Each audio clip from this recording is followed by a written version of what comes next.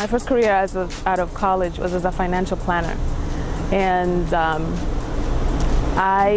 it was my task to begin to attract and engage and retain high net worth clients that wanted to invest their high net worth portfolios with us.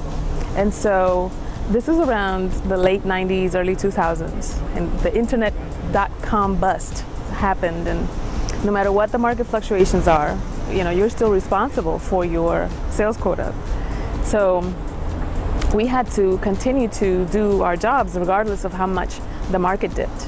And I developed a system for myself. And I'm one of these people who love to take notes on what works, what doesn't work. So I did that. What was working in terms of my attracting my ideal client, what wasn't working, and eventually culled it to some practices that, if done right and in the right sequence, would give me the result that I wanted. Eventually, my employer loved it so much that he wanted me to go around the country to other offices and teach the same method. And come to the annual performance review, the dreaded annual performance review meeting. And a friend of mine who was a colleague at the same office pulled me aside and said, "You don't know this, but you're walking into an ambush. They're about to fire you." And unbeknownst to them, I was fighting a stage 4 cervical cancer diagnosis. And I didn't know what I was going to do. I didn't know how I was going to manage all of these things coming at me. When I went to that meeting, they said that they wanted to keep my intellectual property, which shocked me. I said, I'd never signed an intellectual property agreement with you.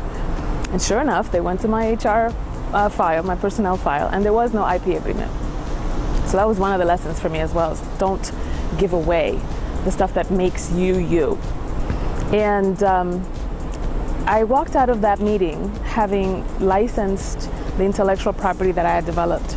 And I remember walking into the accounting office, and they said, "Who do you want to make the check out to?"